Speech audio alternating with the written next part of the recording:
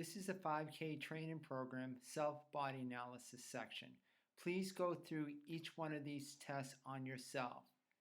From these tests, you can learn areas that you need to improve upon and also to determine if you need proper shoes for your running technique style.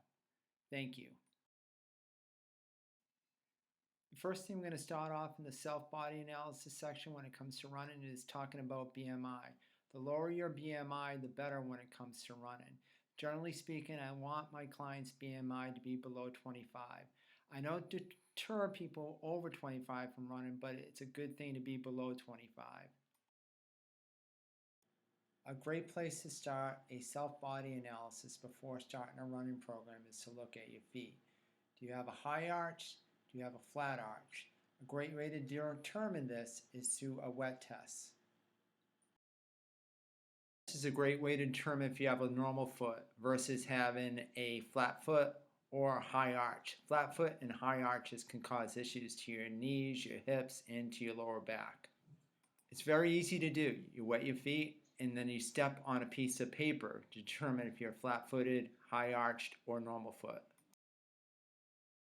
Look at your knees in the mirror. Do you have bow-legged or knock knee? Both can be issues when it comes to running. Therefore, you need to be very cautious when you run and also do a very in-depth stretching program to prevent knee problems. Looking at yourself in a mirror can also help you determine if you have a large Q angle. In other words, wide hips. Wide hips causes issues to your IT band, your bursa along your hip, and also down to your knee. So you should be aware of this and you might have to start a strengthening program to prevent issues from happening. Here's a series of range of motion tests that you can do on yourself to make sure that you're not overly tight in an area. Over tightness can cause problems down your leg, into your knees, into your hips, into your lower back as well. The lunge test is one of the most important tests. Stand back from a wall about 6 inches with your foot pointed directly at the wall. Try to bring your knee to the wall without your foot coming off the floor. If you can, that's great. If not, you need to work on your calf extensibility. On the floor with one leg straight out, try to bring the other leg up as high as you can, keeping it straight. You should get to about 70 degrees. That's about normal range of motion in your hamstring. If not, you have to work on hamstring extensibility. Seating in a chair, put your ankle on top of your knee. Your shin should be parallel to the floor at this point or be 10 to 20 degrees from parallel. Try bringing your chest to your shin. You should almost be able to touch or be within a few inches. Lying on the floor with one leg straight. Bring the other knee to the chest as much as you can. Notice the straight leg. Does it stay on the floor or does it hike up? If it does hike up, it could mean that you have tight hip flexors and you need to work on hip flexor extensibility. Position, lean back as much as you can. You should have no pain doing this. You should be able to go back at least 10 to 20 degrees. If not, you probably want to seek some medical attention. In a standing position, holding on to something, grasp your ankle and lift it up to your buttocks. You should be able to come within a few inches of your buttocks. If not, you have to work on your knee and quadricep extensibility. IT band tightness is a major issue with many runners. Do these two stretches to see if you're overly tight. If you are, incorporate these stretches into your program.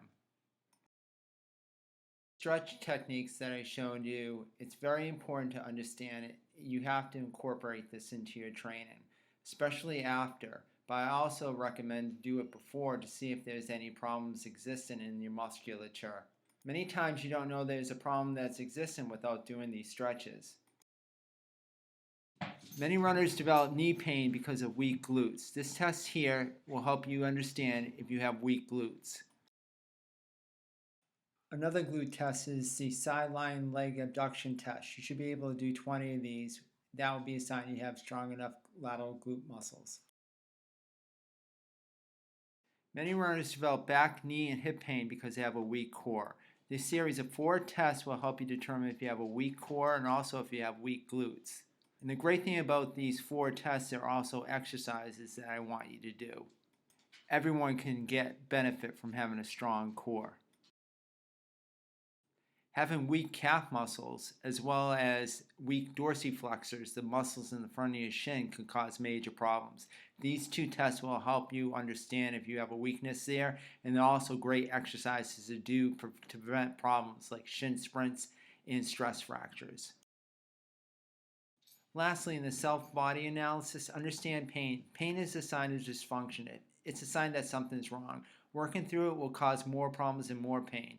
Fatigue is not the same as pain. When you have pain, stop exercise and examine what's going on. So here's the program. 3 days a week of following a weekly running program. Each week gets progressively harder. On the days off, I want you to do alternate cardio, like walking. Remember to do the stretches, especially the areas that are overly tight.